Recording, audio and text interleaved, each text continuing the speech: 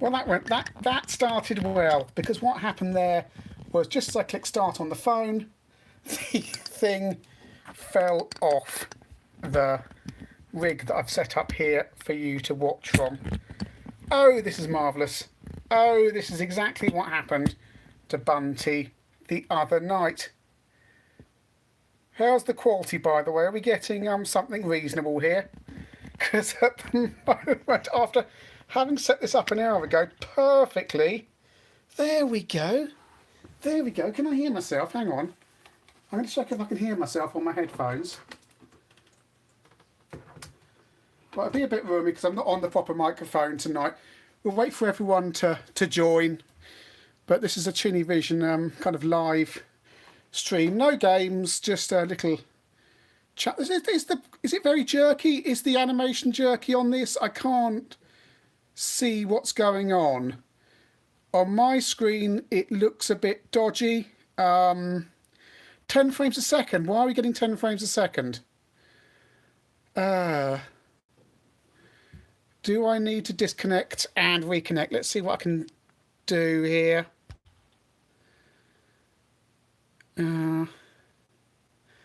Frame rates, audio is perfect. Frame rates low. Jerky. I don't know why it's jerky. I don't want to cancel streaming, but I would like to go over to... I wonder if I can just... I'm going to get you down from there a second. What I'm going to do, if I can, and it won't let me, it's not great. We'll have to live with it. You know what? This is so professional because I set this up properly, right? I set this all up properly and now it's all gone horribly wrong, and even the bloody grip won't. Hold the phone, hold the phone, hold the phone. Well, this will be good for you, good viewing. This is all ready to go an hour ago, and this has gone horribly wrong. Rip it.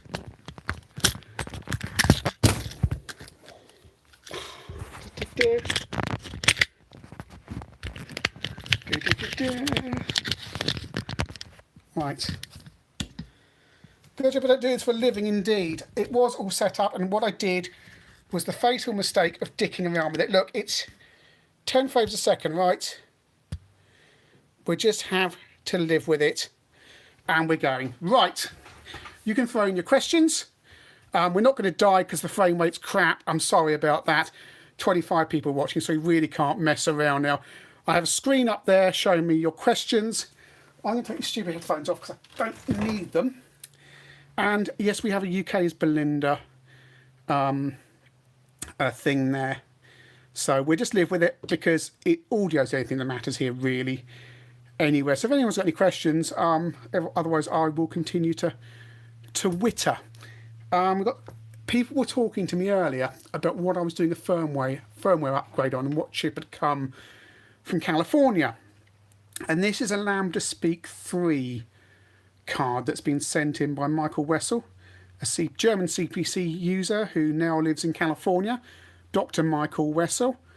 And what it does, it plugs into the CPC, and you need an expansion board to plug it into because you see it's got a proper connector there as opposed to a edge connector type thing. And what you do is plug in the CPC, it gives you speech, it gives you SSA1 mode, DK-tronic speech as well for all the games, well, a few games that support it and the software that supports it, Amdrum support, so you've got all that for your Amdrum software, but it also does Deck Talk, which is this little kind of $5, $4 daughter board there that actually does separate speech that can be mixed with the CPC's audio, which is kind of cool. And you just buy these boards yourself, these little daughter board here, and it plugs onto the board. And I'm doing a review of that, and I've had it in for I've had it since July. He says he plugs it back in there. It's quite a cool little board. I did the Lambda Speak 2 on the channel. And yeah, so it works really well. Those little LEDs there light up, and that's really cool. And you've got all options to mix the audio out of there, but it's got two neat things underneath that I'll cover in the review. You'll notice there's a battery there and an SD card adapter there, and that's just a standard 2 gig SD card.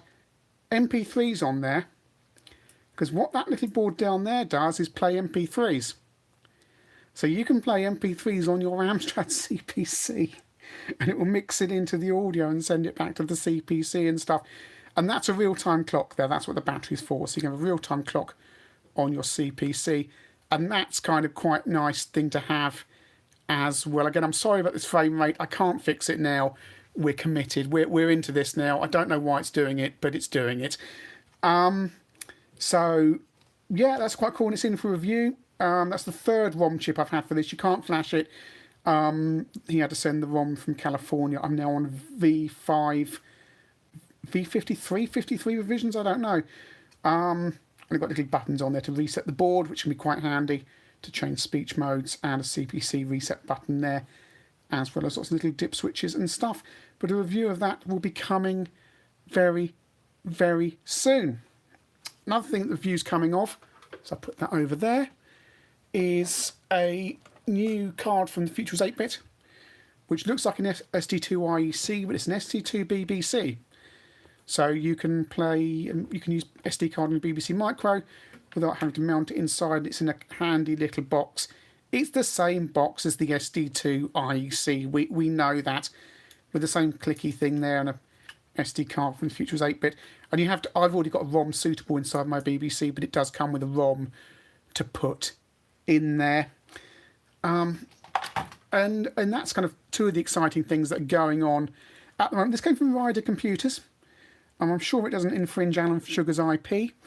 As we all know, Octavius has had a few problems in the last few days with the wonderful people behind the ZX Vega and Vega. Well, what do you call a fictional thing? I say fictional. It existed in a kind of form, didn't it? Really appalling behaviour, especially since the accusations against her were, I believe he said, and I don't have the quote in front of me, that he didn't like Horace being sexualised. And that would be fine if George Cropper hadn't done a rather sexual video about Horace, which Paul Andrews is quoted on a Facebook group as being perfectly fine with. Bizarre. Bizarre. Some people might say that was double standards. I don't know. Really odd. And what is the relationship between George Cropper and Paul Andrews anyway? Because George seemed to have a lot of information during the Vega crowdfunding campaign, didn't he? That, and a lot of people seem to have a lot of information that could only come from within the Vega camp. People who only very few people would have had access to that kind of information that was being leaked out. Dr. David Levy, Suzanne Martin, Andrews, the other directors. Who knows?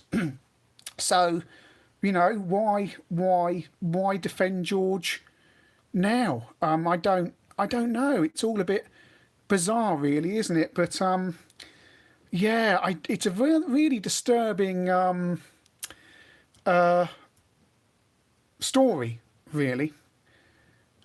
Because this is IP that only matters to people like you and me. And again, sorry for this kind of terrible Quantel effect on the video. It's the streaming I'm trying to do. It never goes right. But we're carrying on. It's an IP that's dead to really everyone apart from us. So if you annoy the people who are likely to buy this stuff, what are you left with? It's not like a Commodore 64 game or Mario or something like that that's been active all these years. This is a 36, 37, 38-year-old IP of two terrible games, let's be honest, on the Spectrum. A blob of pixels that people have done stuff with all down the years. And now suddenly it's a problem. Suddenly it's a problem when people like Cropper already had a problem with Octavius. I don't know. You know, there's all sorts of links here. You're not party to what's going on. As Dad Gamer UK says, the IP's worthless. It is worthless. How much did Andrews buy it for? And Mark, you know, it's a niche within a niche. What is this? And if Andrews is going around restricting channels like this, for example, using his IP, which he could do, we don't know, who's going to be talking about this stuff? It's a bit like saying to classic car collectors, you cannot cover the Austin Allegro without permission from the rights owners of British Leyland. You can't show an Austin Allegro in a video without written permission from somebody who suddenly bought the rights for 50 quid. It's ludicrous. It really is. You cannot put people's backs up like that.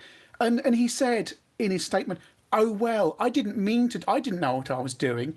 I didn't mean to do these copyright strikes.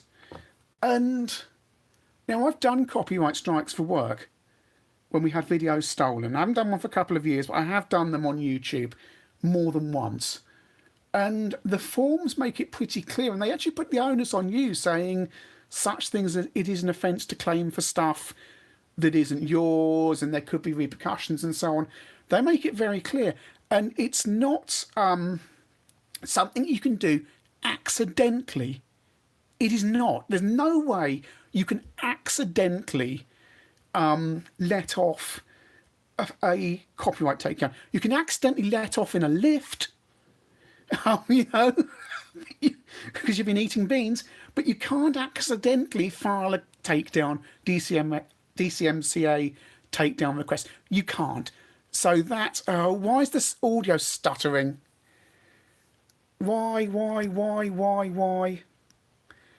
I don't know. Tell me if it comes back, if it's just Ego Chip or if it's anyone else. And I was also interested to know that Andrew's new audio, okay, for everyone else, okay, that's Ego Chip. Andrew's also alluded to Octavius's Patreon income, which is disturbing. Did he see the amount of money she was making on there? Which is to do with all her activities, not just his crap blue blob from 1982. It's a small proportion. Did he suddenly go, ho, ho, ho, ho, lovely jubbly, we could have a piece of that action for Andrew's Enterprises? Because when you make comments like that, it looks like it, doesn't it? It looks like that, Paul. If you're listening to this, you're probably not. But, you know, you've got fingers in every pie. I'm sure one of your little minions is watching this, and the word will get back, because it always does, doesn't it, Paul? Always manages to. And it just seems like what you would do is you would approach Octavius and say, look, we own this IP. Would you mind not doing this in future? And there might be a bit of a fuss, but frankly, you know, it'd all calm down over a few hours and it'd be fine, and she would just ditch the character and move on.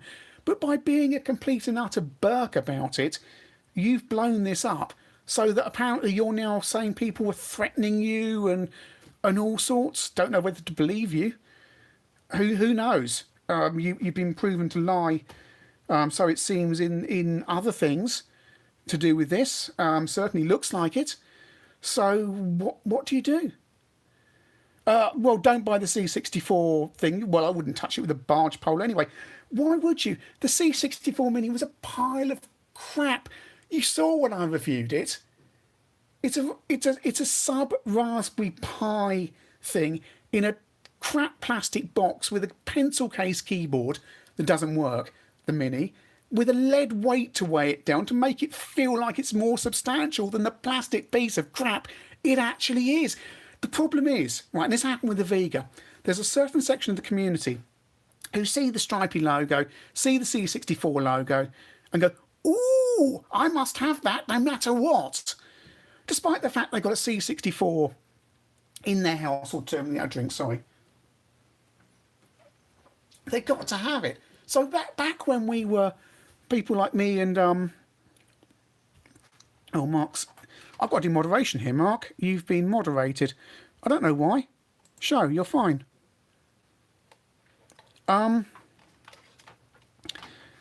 what? So I've lost my thread now, but I can't do two. This is why Nikki and Monty have Chai there to do the moderation for them, because I can't do two things at once. And they're playing games as well. I'm just yattering. It's just a crap old IP, and the C64 Mini is just you can go and buy a Raspberry Pi and do that job far better and play every console ever and every computer ever on that. It's nuts. It's how come I managed to go into cash converters and buy a brand new unopened one for what was it, 30 quid, something like that. And that's the only reason I bought one for review. The Vega, right? The original Vega. Ego Chip says, did the Vega ever get released? The original Vega was just a kind of joypad thing with built-in games. It was crap, but people went nuts over it. We all thought it wouldn't come out. We really thought it wouldn't. And there were all sorts of problems about them saying how they were going to pay the rights holders by donating money to charity rather than finding them, which is odd considering how Andrews is acting now, but never mind. And credit to them, it came out. Now, what happened is that it later transpired when the Vega Plus came out and everyone was going, okay, well, they've done the first one, they might actually manage the second one. They were using the money from the crowdfunding from the second one to pay off contractors from the first one. So there were people unpaid to get the first one delivered who seemed to be being paid from the money from the crowdfunding for the second one. And this is where the entire house of cards seemed to fall down. So they only did the second one, presumably, to pay off the first. And it's nuts. So, it's really, really nuts. And everyone went, oh no, well, it's Andrews here, do the C64 Mini properly. It's a pile of crap. Go buy a Pi and a keyboard. Look, wireless keyboards, 10 a penny. You've probably got 100 of them around your house, and mice and stuff. Probably got the power supply already. If not, you can buy one. Buy a Pi. Buy a kit from eBay, for goodness sake. Who is this stuff aimed at? It's aimed at people who buy this stuff for Christmas or get given it for Christmas. It goes straight in cash converters. That's where it goes, or it gets used a few times and thrown in the loft or down the chazza or something like that. I can't believe there's people out there playing seriously, unless they're fans who want to have something quick to play on in the living room and want to play. But if they're fans and they're C64 users, to be honest, it's perfectly possible they could use a Pi. They're just being lazy, or they just like the case or something. It's the same with all these things, and this new full-size C64. God, because they're so rare. They're so... I can't remember the last time I saw a C64 on eBay. They're rarer than an Elan Enterprise 128. Oh, so rare. I mean, really? C64 with a working keyboard. It's a C64 Mini with a working keyboard. Give me strength. Why would you? Spectrum Next... Well, it's pointless. It's like you get the same kind of feeling about the Spectrum Next you got about the Sam Coupe. Everyone's really excited about it.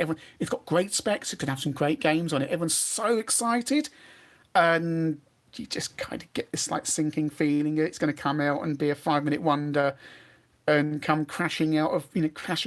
And it seems to have some good people involved with it, but I just can't see it beyond the fans, beyond the Spectrum market.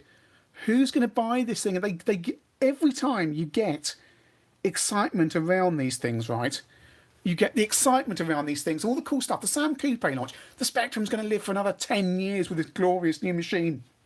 It's going to revitalise the community, and all the fanboys go out and buy them. And there's that initial momentum, except with the Coupe, of course. We had all that messing around with broken ROMs and everything. An MGT going bust, but long term, where's the money? The long term business case for the support. It's going to be a few people in their bedrooms playing with this, and there'll be a lot of buzz around it, but it's not going to survive long term, and it's a shame, but because it looks really cool, but I just cannot see it. Late and risky, like Dad Gamer UK says, and Sam Coupe, Sam Coupe 450 quid. God, hell, we all wish we'd bought those in John Menzies when they were flogging them off for 50 quid, but I didn't have that kind of money when I was 14, 15 years old. So I remember in Bournemouth in John Menzies, which is now Superdrug. And if you know Bournemouth Superdrug, there's a hidden basement there, because you used to go into that shop and go downstairs, and you wouldn't know this now if you go in there. There was a downstairs where all the records, tapes, videos, and computer games were. It was brilliant.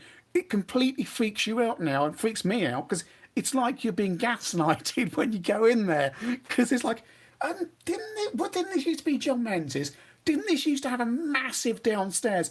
But I actually did a video for Patreon, I think, and where I talked about my experience of shopping in Bournemouth for Amstrad games, and somebody actually said, no, I used to work down there in the basement, and yeah, you're right, it's Superdrug use it for storage now. They've covered over the stairs, so I wasn't going completely bonkers. Remember, Game in Bournemouth used to be 2-story as well, and the Atari Lynx stuff was downstairs, and that's another shop, because it's now I can't remember what that is now, but that's got the staircase covered over as well. Blimey, you'd think with the cost of high street rents and rates, if you had a viable kind of doubling of your space, you'd use it. Or perhaps if they board them up, they don't have to pay for it, or it's reduced rates. I don't know. Anyway, what we're saying in the comments here. Well, the Spectrum Next, I mean, why would you buy them for 300 quid, Mark? Well, it's got extra features, right, like the Sam Coupe. But, or did you mean the Sam Coupe? Sorry. Well, the Sam Coupe, yeah, I mean, it had... Well, they both got enhanced features, right? Sam Coupe had enhanced features and had nice games shown for it. And the same for the Next, so got nice stuff showing for it, but I can't help but think it's history repeating itself, and these people probably should know better, but I'm happy to be proved wrong. Sometimes you think like the Vega Plus, it's going to crash and burn. Oh, look, it did. And you don't think it's going to come out, but the Next is, I think it will fail, but I will be sad if it does, because it looks like genuine people behind it. It looks clever. It looks smart. It's got some nice stuff for it, but I just cannot see, as Dan Gamer UK says, there's any possible market for that kind of stuff. It's kind of, it's a hobby project that's grown too big, ZX Guesser says. Completely right. That's exactly what it is. It's gone too big. And, you've got people in their bedrooms, well, not bedrooms, because Michael's probably got better facilities than that, building stuff like that. You've got Rod in his workshop building stuff like this. And I've been to Rod's workshop and seen where he makes these things. And you can bet, right? You can bet with Rod as well that at the moment he's got this How You Doing connector on there with gunk to get that on there. I remember in the old days when the SD2 IEC had connectors like that. And then when the product had enough money behind it, he went out and got the proper tooling made to make proper genuine connectors for the C64 to connect it in. And I'm not saying he would do that for the BBC, but on past form, he'd probably do something similar to that. And that's the kind of people doing stuff. And if it gets too, big and you're getting all this kind of... The more money in these things, the more likely it's going to fail, I guess. And you're right, Alistair, it's kind of... these things don't have the spirit... I'm watching this on time. I'm kind of like there trying to read it. It's on a really small screen. They don't have the spirit of the original products that made them special. Small hobbyists doing exciting things today, and hackers. Exactly. That's exactly what it is. Here's another thing I've got here, and I've had this for ages. I had someone on the YouTube channel complaining, I don't do enough stuff about Atari, and I don't like Atari, and I haven't done anything about mass storage on the Atari. And I always mention I'm actually using my IED2, but I've had it since I started before I started the channel. But if you do have an Atari XE or XL, these cards like about 40 quid from America without the compact flash. And they plug in the back of your Atari. It's a bit of a faff to get the card formatted and set up. But, if you've got an Atari 8-bit, these are really useful. And that's what I run pretty much all my games off of. I don't even know what's inside it, because if it had been a proper review, I would have probably taken it apart. Although that said, it looks like it clips together, but I'm not going to break it. But yeah, I mean, these kind of projects, I've got all this kind of stuff laying around here, and This stream is putting me off composing an email about a piece of hardware I used to make in my workshop. Sending someone the Gerbers and a Bourne so they can make it themselves because it's too much hassle. Well, it depends on the person, really, doesn't it?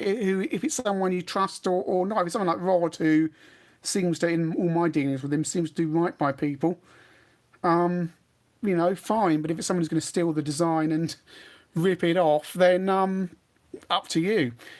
It really depends what's going to happen to it. I mean, it's all collaborative stuff. I mean, the SD2, this isn't an SD2 IC, but that's that kind of design.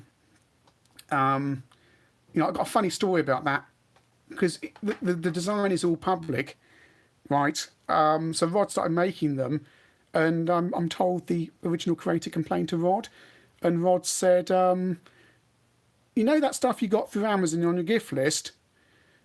And they went, yeah. He went, who bought you all of that? Oh, yes. He didn't want any money, but Rod had already sent him a load of stuff to say thank you. And the bloke hadn't even realised. So, it's bloke make your Jaguar stuff. Yeah, watching our old friend doesn't steal. The bloke makes Jag SD got an email from someone to wait for the Chinese rip-off of his product. Well, that happens. I mean, digitise. I mean, Mr. Biffo's had his T-shirts ripped off, but we think they've been scraped from Spencer or whoever he uses.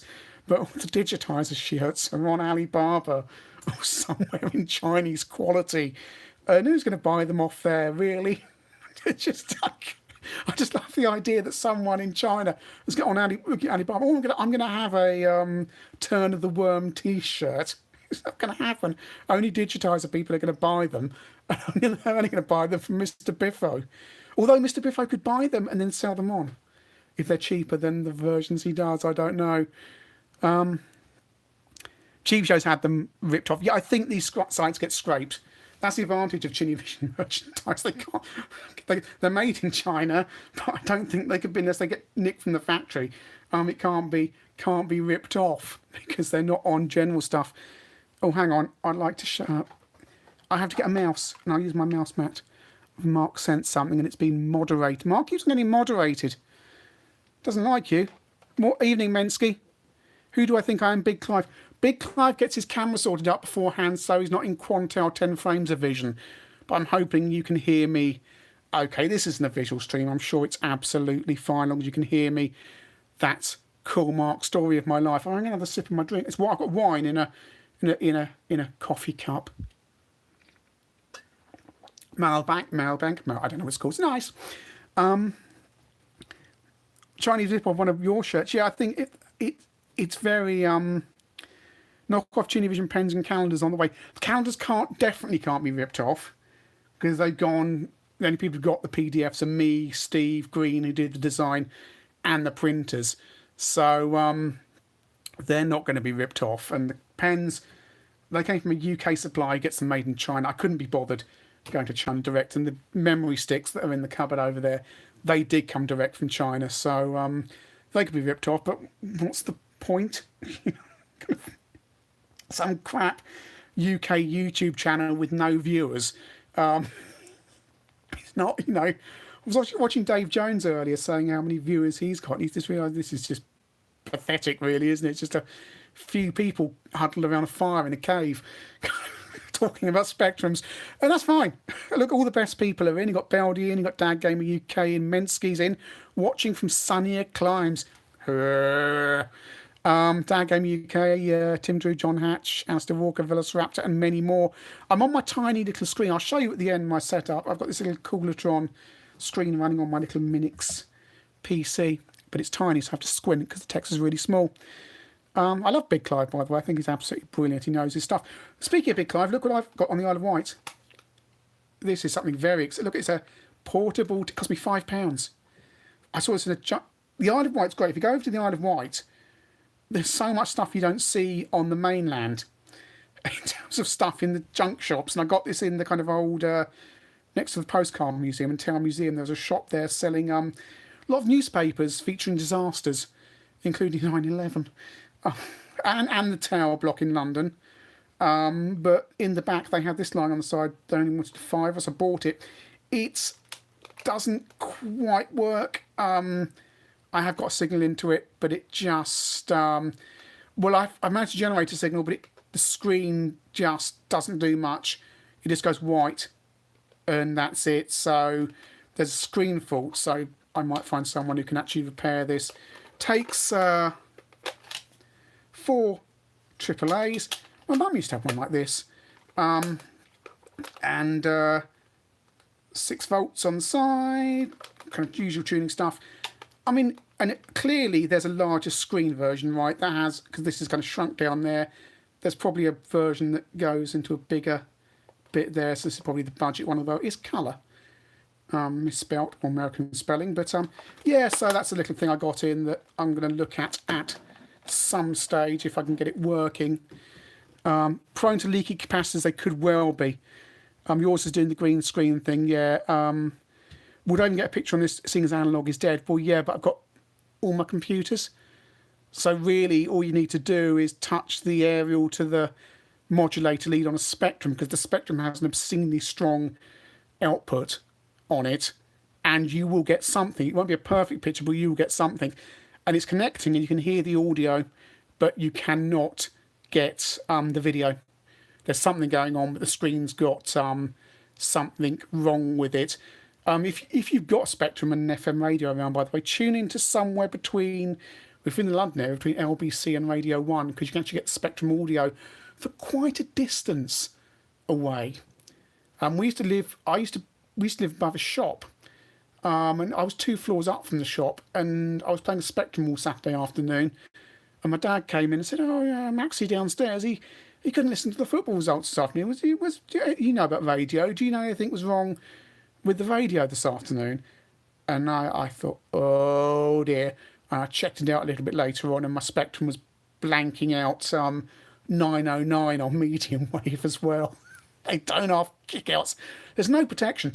Part of the reason CPC got refreshed and the Spectrum got dropped when it did was because if they continued any longer, and the Sam Coupe, if they continued any longer, they would have had to put RF shielding in due to EC or EEC then regulations. Because if you've ever got German CPC, which I've got one around here somewhere, 6128, weighs a ton, open it up, shielding all over the place. It's like shielding all over the top, shielding everywhere, because that's what was required for the RF regulations, but no one in this country bothered. Still, coming up, we can dispense with all that and interfere with everyone's radios again, as we used to in the good old days when you could play in the street and leave your doors open, apparently. A little bit of politics for you there. Play games on the Casio TV hooked to your Raspberry Pi. That screen would be so low resolution, I think it would really be impossible. I really think you would not. I remember connecting Commodore 64 to one of these, and you just couldn't see anything. It's not like a modern display that has like 1 billion pixels in that space. There's probably like something 160 pixels or something, and it can't even resolve the text from my memory on the C64 startup screen. You just end up with a load of mess. So I don't think you'd be able to. And anyway, you could go on Alibaba, AliExpress, somewhere like that, and buy a little screen for next to nothing. I mean, look, if I can move you up here a little bit, if I can get you up there. That screen there, right? That's a 7-inch LCD screen. So I bring you gently back down and screw it all up again. And I just have scripts and stuff on that when I'm doing work and stuff, yeah? I'm just going to move you up again there. And it's absolutely fine for that. And it cost, because I went for you can get these really cheap. That's a full 1080p screen, right? Hello, Else Puddy. I went for the full 1080p version, which cost me more. If I'd gone to 720p or something, I could have got one of these for about 60 quid. But I wanted the full 1080 so I can get everything on the screen. So, screens are cheap. So something like this for retro use. Now you can. There'll be 100 sellers on AliExpress selling that stuff. I see a familiar. Oh, hang on, I'm trying to. Can't see. I've got an 8-inch 4x3 screen for my Mac Classic highlight for about 40 quid. Yeah, there's all sorts of stuff available. So, you know, it's familiar names and Xyphy streams in the chat. Hi Steve, we've been talking about your excellent designs, of which this isn't one, but they're all behind me. I've just tidied away the calendars today. I've been falling them over for weeks, but we're down to a stock of 40 left. Apparently, looking at my whiteboard, so they've flown out. They're now going out. I'm posting them twice a week, going out in batches of 5 or 6, but they're. Postmistress is quite glad I'm not taking batches of 20 up as I was at the start because her face was a picture. Because our old post office closed down, so I had to take it to a new one. The old guy looks like Peter Kay who runs it, and his wife had it down to a fine routine. I'd wait, and then they'd deal with them together. So one of them would wait them, and one of them would print the labels out, and we'd get through really quick. So Game Gear is the Game Gear is going to be quite low resolution. As well, calendars, Dad Gamer UK, Tunivision.com available from there, and pens, and you can get the Belinda upgrade with the badge because we've got some more. Some people might not have got Belinda badges, but they're back in stock now, so that's really good. What else we got on here? I'm gonna have a drink. If anyone's got any questions, by the way, just throw them in. I'm quite happy to answer anything about stuff that's happening, games and stuff coming up on the channel, and so on. I don't know what we're doing. I might be Ninja on Thursday. I think will be the game to put out, which is quite an interesting game because there's a Spectrum Amstrad Commodore version, Atari 8-bit, Amiga, ST, and PC, all on a Mastertronic budget game, and it's a game that I bought once and didn't work when I was a kid and took it back. And I'm always interested in those games, what I didn't actually get to play all these years later. And it's quite interesting. Trashman Dad Gamer UK, I've not reviewed it. It's based on a real street in Bath, isn't it? In fact, all the street names are based on street names in Bath, as I recall, where the coder was living at the time. I haven't been to Bath for quite a while. Crispy B's question, do you repair all your own stuff? Some of it, send it away for repairs. I'm not very good with the soldering iron. Wouldn't trust myself with one on stuff.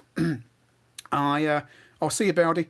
I wouldn't trust myself with a soldering iron. I've done mods like modding my Mega Drive for multi-region and multi-frequency. I got someone very kind to recap both my Amigas, and I sat there and watched him when he did one of them, and he won't thank me for telling you who he is because he doesn't do that kind of thing normally, because he did it as a favour, and he's quite well known because everyone will want it, but he did that for the channel very kindly. And other stuff touch wood, touch MDF, not too much stuff is broken, so we're generally okay. I do have heart in my mouth occasions sometimes when things don't start up as they should. I desperately need a new power supply for my Plus 4 because that's been recapped. The power supply is the original, but no one's selling that. So can't get past Montague Street. No, it's quite hard. Whirligig on the Amiga and Vast and the ST were system sellers back in the day from Encore. Lots and lots and lots of numbers. Don't think I've played Whirligig. I think I played Virus, but it's the Archimedes game, isn't it? Basically. So they're quite good. I need to get that from my Zarch. I need to get a copy of Zarch from my Archimedes. I've had that sitting here for ages. Right, this has been here since July, as you saw earlier. That's how far behind I am in terms of reviews. That's been here since July. I'm just getting around to finishing off the review for that for now. I've got a Speeds Amiga sampler review I did at the same time as the Amiga video digitizer and hand scanner reviews. That's been hanging there, not finished. There's also magazine reviews. I can do some more of those. They're fairly easy. HD 720 is technically HD. It's technically HD. You used to be it used to be a thing that would catch you out buying a TV. It used to, and if a TV said HD ready, 720 lines would count. However, all the new Univision stuff says 3160 lines, because that was sent as a surprise present by Ryder Computers in South Wales. So I didn't know. He just ripped that off the Twitter and sent it to me as a present, which is lovely of him. So it's the old artwork. I'll show you what the new one looks like. You know. Oh no, that's the wrong one. Envelopes on top. There we go. Now it says 2160 lines.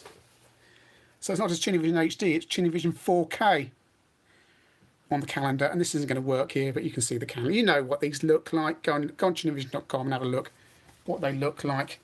I'm just going to put that back in there so it doesn't get creased and put that very tidy. I don't tidy up after myself. I spent all day tidying the office. Now, looking down there, I've remembered of something. The Crazy Ball's been moderated. HD ready, right. Geigerpunk said the other night it was quite nice seeing me talk about games that I bought that I was randomly taking from a box. So I've taken some games from a box and I'm going to randomly tell you my experiences about them and where I bought them. So first game, right, that's an eBay job, Deathstalker on the Amstrad. Now I had this on Quattro Combat with Ninja Massacre, SAS Combat Simulator, and possibly the MiG game, MiG-29 thing. It's not terribly good. It's got quite nice graphics. Do you have a David Darling quote? Smash the undead skeletons. Hack and slay the grotesque orc-men with your sword of power. He does look a bit like He-Man, doesn't he? Find the lost key of darkness, descend to the deeper dungeons, brilliant playability. Oh, we do have a David Darling quote. Get ready. Sword fighting, magic potions, loads of weapons, hidden doors and passageways, huge fire pits. It's all really excellent. Not my words, the words of David Darling. Yeah, I think this came in a bundle of Codemasters game I bought cheap, so that's not an original one from back in the day, but I did take these out of the box fairly at random. I was kind of grabbed in there. Of course, they're not quite at random because they're going to be at the top of the box. It means I might be near them fairly recently. Let's get another one. Token. I was given this by my mate Jamie for my birthday 1991 or 1992. Possibly 92. And it's the Spectrum version. Yeah, it would have been 92 because I would have had a Spectrum plus 3 by then. And look, for a budget game, right? I'm going to cough, sorry. You get that on the inside, nothing. And what you get is a fold-out set of instructions where I've actually written in my actual handwriting, it looks better than it does now, where the levels were on the tape recorder. So level 161, 296, level 3. I assume that's on side 2 with the game loading on. Oh, that's a long cassette. Piracy is theft. There you go. This side, side 1, other side, side 2. Well, I suppose. Well, yeah, they haven't put one. That's to save money printing on side 2, isn't it? But yeah, a very good port of Turrican for the Spectrum. Did it have AY sound on the 128? You know what? I don't think it did. I don't think it did. I'm surprised Turrican made it the CPC and Spectrum made with Commodore 64 in mind, used 64's hardware extensively. It's a very good port. I really do like it on the Spectrum. The Amstrad version is very good. The problem is once you play the Amiga version, all bets are off. But it's very colourful. Bit of colour clash from what I remember. Not played it in years. I'd love to review Turrican 2 on the channel, but it ain't happening because there's problems around music rights. So you get an IP claim against your channel. Oh, we're back to our original topic. And you'll get adverts slapped on it by someone. So, yeah, that's... Turrican was full price first. This is a budget re-release by Kix. He must have had a deal with Rainbow Arts. Next game. Fantasy World Dizzy. Bought that in a toy shop. And it's for the Spectrum. And it's that time they were going through the cartoon time thing. I was buying a lot of this is probably when I had an Amiga by then. I was buying up. Sometimes these games were reduced down to $1.99 stuff towards the end. So I didn't buy this when it was originally released, but it's adverts for other games in there. The games I have in my proper boxes have new cases on them. This one's quite grubby and just is the original. Everyone knows Fantasy Rod Dizzy, don't they, really? Avid 199 Collector, Down Gamer UK. Oh, here we go. This has been reviewed on the channel. First budget game I ever bought, The Apprentice. And I think I've got 2 copies of this because I may have bought it again thinking this is my proper original copy. I can tell that how battered it is. The screen display. It's a sorcery rip-off, not a very good one. And I remember loading this. It was a nightmare to load. It just... Oh, these are dirty. These come out of a box with filth all over them. And I bought it because of the cover, to be honest. Looked kind of nice, cartoony. Appealed to me at the time. It's crap. I had Sorcery Plus at the time. Why would you play this? This is a really poor rip-off. And it took forever to learn how to load from cassette, adjusting the... Well, we had cassette recorded with volume and a tone control. And at that time, we didn't know there was a... didn't have to adjust both of them, but we did. And I remember it took days, and then it was you'd get it a little bit further, and then it actually worked. Because you didn't have the knowledge of how to set this thing up. There was no one telling you how to listen to the speaker with the volume fully up, and then get the sharpest sound and all that stuff. You didn't know. It was just trial and error. Lotus. Spectrum version. Must have picked this version up cheap as well. Again, probably another one that has a soft link. That's not the name of the shop. That's the people who sold the games to the shops and stuck labels on them. And you'd usually see a round label on the front there that I've taken off at some stage, and that has a separate manual as well, because by then manuals were getting bigger, and they probably got the additional for the Amstrad Spectrum and Commodore. Yeah, all the circuits, multiple languages. Do we have multiple languages? Yeah, we've got German and must be French. Anyway, who else we got in? Rusty Russ. I don't think a budget game under the Gremlin label during my 8-bit days. Well, they would have all been under, usually. Originally, they were all on Kicks, weren't they? And then Gremlin did their own label. So what we got here is, see, that does not work with a cassette case, does it, really? And if you're buying these new cases for these, you're going to have to make sure it's not ones that put the things through, because that's going to be a problem with a manual like that in there. That really doesn't work. That's such a bad idea. You can control the cars in midair. Yes, $3.99. Well, final budget games were $3.99. What happened? And now another drink. My voice is going. What happened? If you remember, at 92, the VAT rate rose from 15% to 17.5%. And what happened was all the games went up to, because of this, the shops put the prices up to like £3.5 and £2.4 and stuff like that to account for the extra few percent or whatever it was. And what suddenly happened was the VAT increase basically made them shove the prices up. So $1.99 completely died out, and the games went to $2.99 and $3.99. So, yeah, but Crazy Borg, they've got its dual Spectrum, Amstrad and Commodore instructions. So it's cheaper just to print one.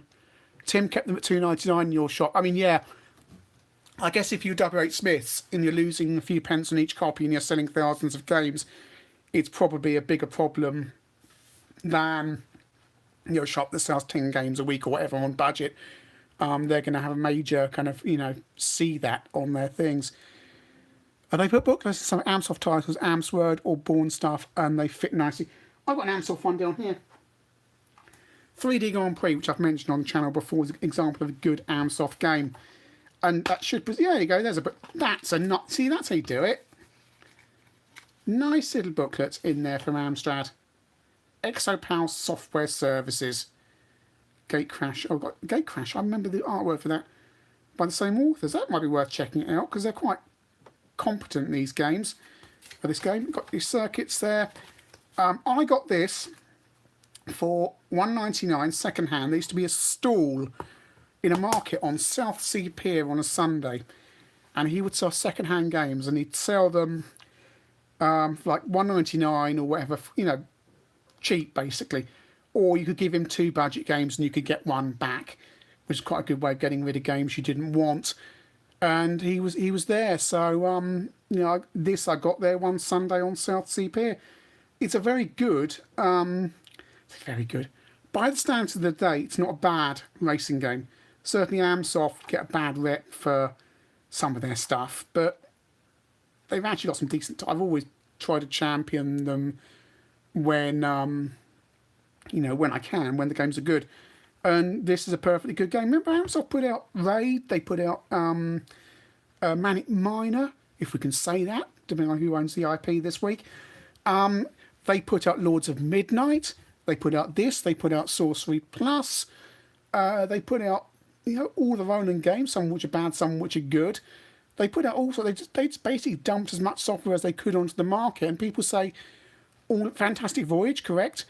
The idea that Amsoft were all rubbish is not true, especially since a lot of the first Amsoft games were written in a rush by people who basically had the loan of a CPC for 2 weeks, who'd never seen the machine before, and had to get to grips with it and write a game and get it out in 2 weeks. And yeah, Ego Chip says they had no time to make it. No. I mean, in fact, Roland in the Caves and Roland on the Ropes were as good as they are, considering they were... Yeah, Ocean put out stuff, Hunchback was put out.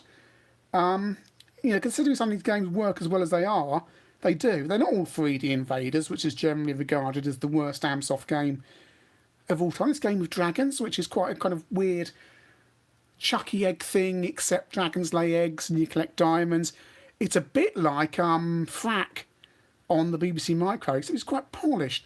The Amsoft catalogue saying I want to go through more one day because they were jump-starting a software library and getting enough stuff out as they could. And Sultan's Maze was very scary when I used to play it. It's crap, but it's very scary. There's better games on the BBC Micro of similar ilk that run much faster. But it's running in BASIC, and it's no bugs, and it's good enough for what it did. And it was knocked out, you know, really quickly. Roland in Space and Roland in Time had Doctor Who theme on the title screen. And Roland in Space, I'm not sure about Roland in Time, can make use of the SSA stuff on here, speech stuff. So there you go. And I like the Amsoft stuff. I need to do more stuff on their stuff, really. Right, next game. Don't know what this is. Oh, here we go. Another one from the channel. Probably the reason it's out. I didn't buy this, but I bought a copy of this for my Amstrad in John Menz's in Bournemouth on the electronic distribution thing they used to do, where they used to duplicate your tape in the store to one side only, and sometimes it would work, sometimes it wouldn't. This is my mate Jamie's copy when I bought his C64 off him, and it's the budget version, so you don't get all of the stuff inside. You get the funny page there,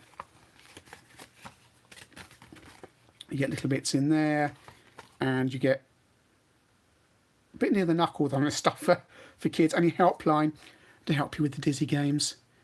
0898 numbers, 25p per minute off peak, 38p per minute at all other times. Yeah, that stuff got regulated out of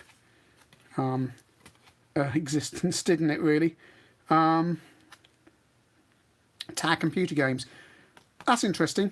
Audio drive by Tag Computer Games. Adam Waring of Amstrad Action and Your Sinclair Spec Tech was part of Tag Computer Games. It was a 2-man software house in Hull. So he's probably got some code in this game. Deathstalker down there was another Tag Computer Games game. And as was Ninja Massacre. I think that was the last game before he went to work for Amstrad Action as technical editor. Right, a few more down here. What we got? I've got a game I bought recently. Top Gun. Never played this. Adam Waring made Lost Caves, yes. That is Tag Computer Games, and That's why Amstrad Action had it on the cover tape, because he did them a deal, and he hacked it because Lost Games level 1 is really difficult. It's so you can't get off it. So he put a hack in to let you select any level. I think this was the first Hit Squad game I bought, but it didn't load, so I took it back. So I bought it again, and I've not played it yet. It always looked exciting on the back. It was academic because I couldn't play it. So that's on my pile of stuff that I've bought in. Top Gun sequel, because Tom Cruise is so young. Non-Terror Aqueous, a game I had on pirate phone fast. My dad's mate David gave me a copy, but it used to crash on loading, and it would come up with syntax error, and if you deleted the line with the syntax error in it, it ran fine. So it's something in the loader that it didn't like when it'd been copied to disk that crashed it. And I think it was, my memory says it was a call or something like that. I thought, well, I'll just delete this and see what happens, and the game would run, and nothing went wrong. So I don't know what I was killing and what the syntax error, or was it? No, it's memory. Might be memory full. I apologise. Ego Trip will probably know more than me on this. I think it used to load up, do the loading screen, break out and come up memory full. And if you deleted the line memory full in something or other, delete that line, type run, the game would run. It's interesting. It's quite an interesting little game. Follow-up to Soul of a Robot, isn't it? Bought a copy because I want to revisit it and play it. I don't think I've reviewed it on the channel. It's a massive game. One of those games that has 1 billion screens that were the trend at the time with the old style Mastertronic artwork. It's not the most grabbing. They haven't quite got the grasp of the stuff that grabbed you on the shelf at this stage, have they? It's too dark. It's too dark, and it just says Amstrad at the top. Probably one of their first titles. And yeah, a couple more. Oh, here we go. But there's no floppy. There's no floppy. I've got the manual for Space Harrier. I got this for my birthday. Oh, I want to say March '88. But I think it was March '88. I got this Space Harrier, and I played it. I got it along with the Art Run. Played it before I went to school that morning, and it was slightly shocking to see the vector graphics. But you have the speed. I mean, I don't know what I was expecting, to be honest. What was I expecting on an Amstrad compared to the arcade version I used to play down in Portsmouth? I don't know, but I loved the conversion. I found it was hard. I was annoyed you couldn't shoot the trees. But it was really, yeah, I liked it, and I don't have the disc for it anymore. That's long. I think what I did was, when I was a really, really hardcore CPC user, what I had was a disc box with all my games in it, including my 3.5-inch stuff as well, all in one. It might have been 2 boxes, in fact, and those boxes are long gone. I don't know where they've gone, but I had all the boxes safe in a cupboard. So I've got a games like Lemmings, box of Lemmings, a box of Space Harrier and so on. I don't have the games, unfortunately. But hey, that's still something you can put on the shelf and look at. It's a nice box. You download the image. It's fine. Let's pick one more. What we got down here? I'll go for this one. Italy 1990 Winners Edition. Probably. Oh, it's got a chart. Bought that W.H. Smith's after the World Cup. Didn't know. Again, I hadn't seen any reviews. I'd seen Italian 1990 review, but not Italy 1990. I must have had money from something, probably Christmas 1990. And I bought it, and it's really good. It's actually a really good game, and it's not a massive multi-load or anything like that. Loads up fast. You see the tape there's not very long. You've got a chart there that you can fill out. It's a bit... oh no, it has all the results on it. Of course it would. It's the Winners Edition. It's the Winners Edition. So, you can see all the results from the 1990 World Cup. If the internet didn't exist, This would be invaluable. This would be invaluable. There's the final with all the players. Third place, Italy versus England, 2-1. Semi-finals, 4-3 on penalties. Yeah, if the internet didn't exist, that would be absolutely... yeah, English copy is tear-stained, yeah. Well, this one's not, because it's obviously came out afterwards, but yeah, it's good old US Gold cashing in on their license. But it was a good game. Can't begrudge them, in fact. It's a perfectly good game. Right, so let's do 5 more minutes on this, because my voice is starting to hurt. But if you've got any questions, throw them in. You see, now this won't close. How it's supposed to go. Like that. Right. Throw in questions and let me know your thoughts and stuff about stuff that's happening and going on. One thing I've been asked about, and I'm going to do a separate video on this, is people saying it's hard to start a YouTube channel now. That there's too much other stuff going on and they can't seem to get traction. And what should they do? And old Chinny's got that sewn up once, someone said. And I said, no, you do what you like. Start a channel. It's not a problem. I was going to go, oh God, you're coming in on my territory. Because I certainly didn't give a second thought to anyone I might be treading on the toes of when I started. And you got to do your own thing. If you enjoy doing this stuff, go and do it. Go and have fun on YouTube, and there's no reason why you can't do this stuff. And I've been saying this a lot online.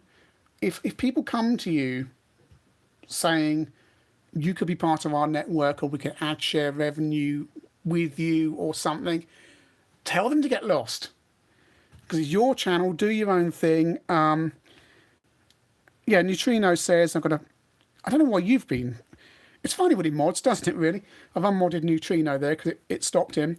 Doesn't give a hoot if anyone watches or not. Yeah. People are watching now. Good on you. Hope you're having a good Saturday night. Chronosoft says C64 Space. He loves C64 Space Harrier. No, it's rubbish. The American version is slightly better. It's got some bug fixes in it. The C64 version of Space Harrier is an absolute abomination. It's terrible. Please yourself. Do your own stuff on your channel. Enjoy yourself. It's all it's about. If you start taking it too seriously, you're going to end in tears, probably. And people sometimes say... for me, Velociraptor says, the problem for me is people who have a fancy of turning it into a career and get emotionally attached to the idea. Right, here's the thing. Here's the thing. And this is when people come to me for work purposes and say, we want to do a viral video.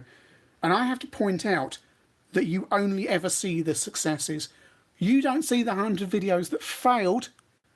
You see the successes. And it's the same for these people who think they can turn it into a career. You see the successes. Unless you've got Dave Jones numbers on the EV blog, unless you've got Big Clive numbers, those kind of people's, the ad revenue is not going to make enough money. And yeah, you've got to be Stuart Ashen does YouTube professionally. Octavius is doing YouTube professionally. And I don't know how much money that brings in, and if that's enough for them, they need to do other stuff. And Dad Game says about the aggregators. Yeah, there's no connection between the channels, and the aggregators quite often seem to have the one I've got in mind. Doesn't seem to have that many followers on Twitter, and the mix of channels is bizarre, and you'd be lumped in with people you wouldn't want to cross the road, people who cross the road to avoid, basically. It's odd. And if everyone just tweets themselves... Hi, Nikki, sorry. If everyone just tweets each other and helps each other out, that's the way to do it, isn't it? Dave of Futures 8-Bit says he started... Well, Rod started doing YouTube unprofessionally. It's enjoyable. Rod just gets his stuff out and he enjoys it, and that's great. And he's got his C16 there, which actually is +4, isn't it? And his C64... And he just wants to play a few crap old games that only he enjoys. And that's what it should be about. enjoy it. This hasn't. Build a community out of mutual respect and interest. Yeah, everyone helping each other out. People who are actually into this stuff.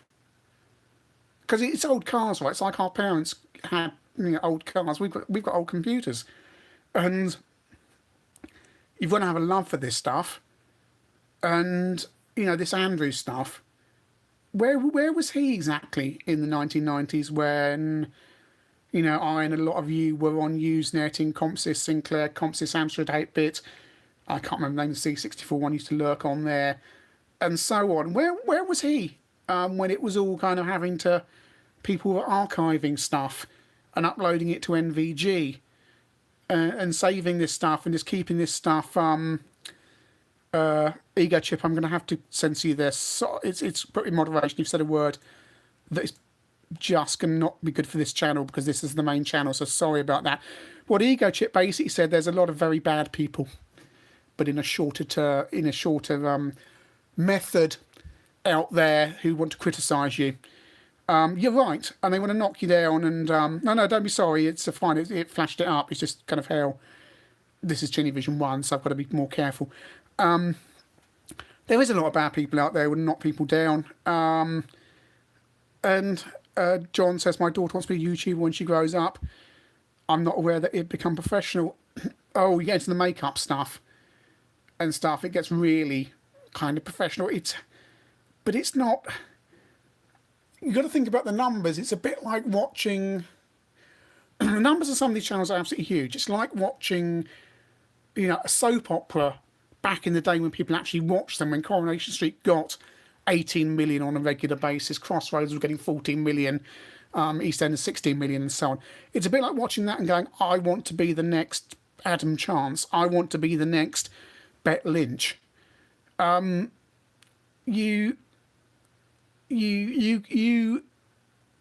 sorry, Velociraptor. The reason I have the makeup channels is because they're huge compared to what we do. Right, makeup and all that stuff is huge. It's massive.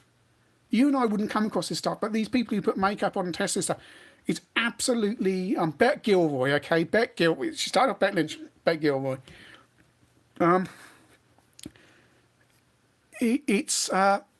YouTube income for Octavius will be insignificant because the numbers aren't there. Dave Jones. If you ever want to get a real idea of what people earn, go on Dave Jones' EEV blog channel, or it might be on EEV blog too, where he actually brings up the YouTube stats and talks about it. And you only need to drill down from there and see what kind of views he's getting and what it would translate down to what a channel like Octavius would get, or even this. I mean, this is monetized, right? I don't know if it would be negligible. It just wouldn't be worth it. And all these people who say they want to be, I'm doing so well. I can think of a couple of YouTubers, or one in particular who goes on about how well he does off of YouTube. Really? Because your figures aren't anywhere near Dave Jones's. And and even Dave Jones has to have sidelines where he makes multimeters, where he does consultancy, where he does all this proper grade merch, right? So how does somebody talking about old games? Yeah, probably 1K a max month. Probably not that. And then there's tax on top of that, and your running costs, and so on. Could I run my business on £1,000 a month? No, really. It's very precarious. And as soon as YouTube changes the algorithms, as Dave Jones has pointed out, you get stuffed without any warning at all. You get absolutely stuffed. So it's very very, very difficult. This is a hobby channel. It will always be a hobby channel. Okay, we've got the calendars and the pens and stuff. Really, I mean, what that buys you is an Archimedes and some bits and pieces of the channel, and lets me pay for someone else to worry about the hassle of the website rather than me do it. It doesn't, it just wouldn't. I'm lucky. I've got a hobby that pays for itself. Contraduct saying he's getting crazy audio stutter at the moment. We had that issue earlier, but some people didn't say. Badges are given away free with the Belinda packs. So that's just kind of a thing, but the money pays for that, you see. So, yeah, and the Patreon for Tunevision's good. It's, not huge, but it makes it easy. You don't have to worry about the costs or buying stuff, and it's nice. It's just nice to have that kind of cushion there, but to try and make money off of it, you'd be going nuts. You'd have, if this channel had to make money, if someone said to me, you've got to make Tunevision a professional channel tomorrow, you would have to ditch all of it, anything I do, because it's not going to get the interest in. It just won't. You've got to hook people in with Nintendo, Sega, American Appeal stuff, and all that stuff. And it still wouldn't be guaranteed. It's nuts. It really is. And if anyone, everyone's got different motivations for doing this stuff. I can't say what other people do it for, whether they decide they want to be a professional at the start, whether they do it for fun, whether they do it for, some people do it for their own mental health.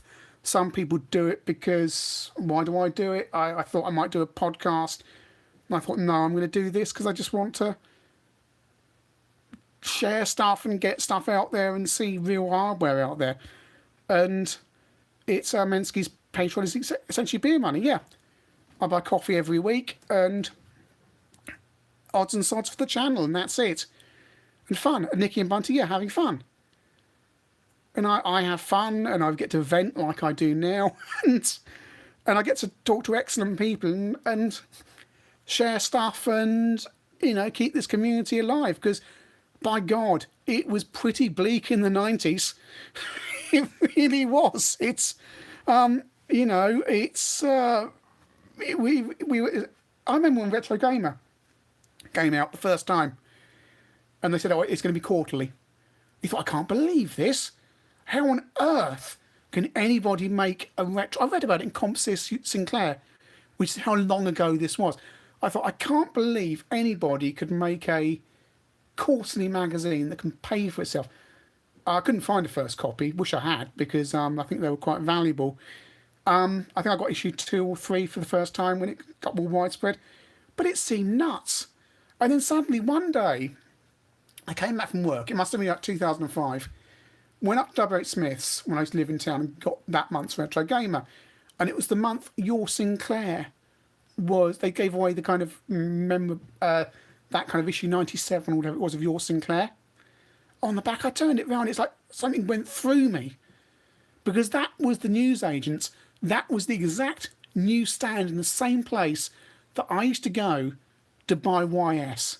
Not the final editions, because I used to have reserved those at another newsagent's. But for a long time, that's where I used to go and buy YS. I was saying, to turn this magazine around and go, just like you froze on this. It was like you'd just gone back 10 plus years to a magazine that meant a lot to you. And what I did then, once I realised what was going on, I got a load of retro gamers, flipped them around, and spread them around the computer magazine shelf. And as I was paying this, I was paying at the counter, and this bloke about the same age as me came in and literally did a double take at the shelf. I remember it.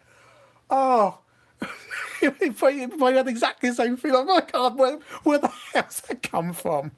But it was incredulous that this stuff was back out there. And, when Retro Game Imagine went bust, was it Imagine or whoever published it originally, you genuinely thought that was it. Like, oh, this is the bubble burst, no one's going to want this. And we all bought it was a CD, wasn't it, we all bought that had the final edition on it. The articles didn't get published. And, it's remarkable today. Here we are all talking, 61 people on here now, which is nuts, listening to me talk. And, live publishing, they're the ones who went bust. Yeah, James Broad, he went through a time warp as well. Yeah, I don't buy Retro Gamer anymore. It's just kind of, I bought one. I got stuck in town having to wait for something, so I went in WH Smith and bought a copy. And it was just lists.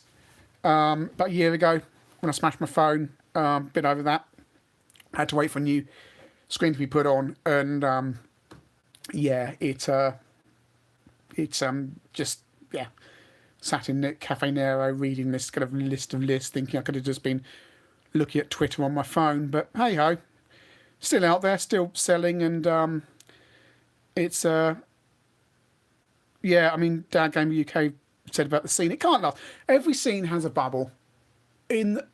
My granddad had a Jaguar Mark One, not in good condition, but he bought it second hand about 1960, when they weren't, you know, kind of, they weren't a classic car. There was a kind of current Jaguar that was a few years old that he managed to pick up, and somebody offered him in about 1988 30 grand for it.